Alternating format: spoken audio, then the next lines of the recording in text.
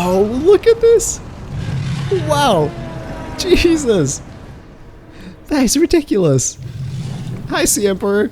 Hello, my friends. Sick Bacon here. No, not like that. I'm coming off of a week of COVID, so I apologize if my voice does not sound as it normally does. But the mods won't wait, so let's just dive right into them. Now, as it so happens, I actually had a different video in mind for today.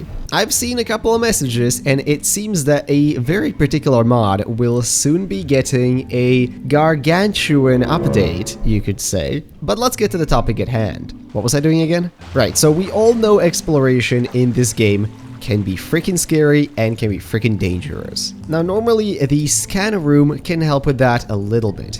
You can hop onto a little drone camera that you can then take out and fly all around your base and around the biomes where it's situated to find out resources or uncover dangers. But this is a little bit of a limited thing. Well, for that, we have the mod Crush Drone. It was among the first vehicle framework vehicles, I believe. Here it is. A small drone capable of collecting resources, which is the coolest thing about it. No longer will you have to discover the resource and then go for it yourself. Ooh, there she goes. Oh, look at this thing. It's so cute. Right, so here's the drone, but as you can see, you know, it is a drone. I can't pilot this thing from here. So how do you pilot it? This is the least cursed base I've ever built. In your build menu, you can now find the drone station. And building this bad boy and using it will let you control the drone itself. There it is. We are now controlling the crush drone. Now, as you can see, it has a crush depth, so there is a limit of how deep we can delve with it. But approaching a resource right here, we can break it and then take it with us. It's that easy. You can even see the little arm. That's so freaking cool. I actually really want to see how it interacts with the Reaper. Now, of course, the main use of something like this is to take it to dangerous locations where you yourself would be, you know, reluctant to go. Now, there's Mr. Reaper down there. I want to see how he's going to react to the drone. Is he going to see it as a vehicle? Is he not? He went into the rocks. Well, that's interesting.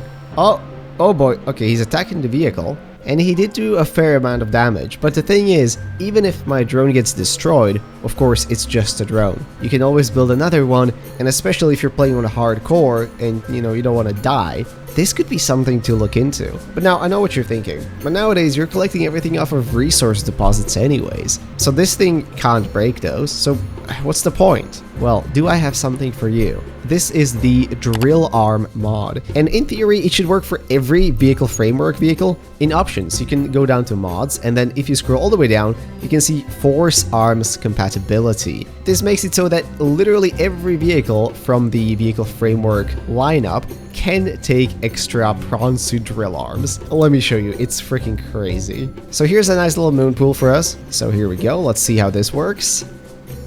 Ah, look at that. Works like a charm. My base is literally flooding. That's fine. Alright, so you can see we can park it in here to charge. And then I'm gonna have to build this modification station right here. And opening it, you can see the mod vehicle upgrade modules.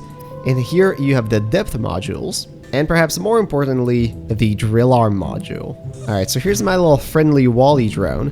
Back here, you access the upgrades. And let's see. First of all, let's slot in the depth module. That gives us 1700 meters, so yeah, that's pretty much all you could ever want for this game. Here are the drill arm upgrades, and look at this thing. Now your little drone has drill arms on it. Now, of course, reasonably you would only equip one of those. I can now actually use the drill arms on it. So you can swim about, getting resources, collecting stuff, all from the safety of your base. Oh wow, it actually lets you collect it even with the drill arms. Never mind, 2 drill arms might be the way. Anyways, I think this is a brilliant mod. I really like the concept of it. I think the drone looks heckin' cute. And if you're playing in hardcore, this might be a good one to consider.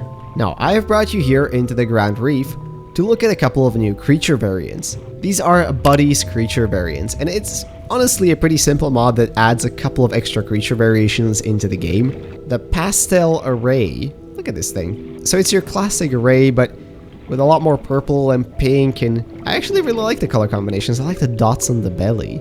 This is the Lava Prowler. Oh, infected with Karat too. Look at this thing. Looks very menacing. I mean, the Prowlers are already creepy by default, but the red variant is definitely something. This is the Guardian bone shark. I'm not quite sure what makes it a Guardian. Might be a game reference. But I do like the silvery color on it. Also seems to glow a bit. This is a mossy stalker. It is exactly what you think it would be. It's a stalker with a bit of moss growing on it, which honestly, given where they normally live, that doesn't seem that ridiculous. And finally, we have a glowing shuttlebug. That's it. It's just a cool mod that adds a couple of extra variations. If you want to spice up your world with a lightweight mod that just makes it a little bit more interesting to swim through, this is a good choice. I think you guys are warmed up now. We can get cursed. This is the third person mod, and the way it works is pretty simple. When you press down and up at the same time, your game will switch into third person mode. Okay, climbing the ladder still forces first person. Oh, now this is properly cursed. Yeah, so this is Subnautica in third person. I've already reviewed a similar mod to this before, but this one is compatible with Subnautica 2.0, and I love the fact that you can just dynamically switch between the options on the fly. Like, it's as simple as pressing up and down together, and boom, there it is. Honestly, disabling the HUD, this really makes for a pretty immersive experience. Of course, the Subnautica animations were not quite intended for third-person view, but it works so well. Let's try the sea moth, for instance. Whoa! And there we are, look at this! We are now piloting the sea moth in third person. I mean, this is freaking cool, isn't it? Oh, I really want to try the prawn suit. Hold up. Hey guys, so here we go. Subnautica, just normal. There's nothing weird about the gameplay you're seeing at the moment. I will say, I wish that the camera was a bit more configurable using the mod menu. Like, you could choose how far it is, or maybe what angle it takes. That would be absolutely brilliant. I think one thing this will finally do is it will put creature sizes into perspective. Oh my god, look at the size of that thing. You see, the thing is, because we never play Subnautica in third person, you don't realize how massive a regular Reaper is. Oh my god, look at that. Wait, I'm gonna try to slow the game down. Okay, so now the game is at 0.3 speed. Let's just have this Reaper swim by us and look at that size difference. I mean, this is like... It's like a freaking train going past Riley. This finally kind of puts the scale into proper perspective. Wait, I want to see a ghost Leviathan. I'm not even gonna lie, this is pretty serene gameplay. Also, it somehow makes the game a little bit less scary. I don't know, it like pulls the action back from Riley, so... Yeah, let's take it. Oh my god, that's like a freaking building headed towards Riley. Oh, look at the size of that thing. Oh goodness, this is not gonna be fun. Oh my... Oh, Jesus Christ. Oh, look at this! Wow! Jesus! That is ridiculous! Hi, Sea Emperor! So, I don't seem to have a cursor, unfortunately. I mean, this feels like a very different game, I don't know. It sucks that you can't use menus, but at the same time, given that you can swap between these cameras so easily, you just press 2 buttons, I don't even really see that's that big of an issue. Anyways guys, I think this is properly cursed, but heck, if that isn't what Subnautica modding is about, well then I don't know what it's about.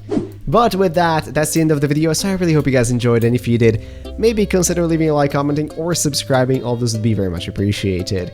Keep an eye out for the big update in a future video. Hopefully it's going to be very soon. And with that, I'm going to wish you all a beautiful rest of today, and I'll see you in whatever next video I make. Bye bye.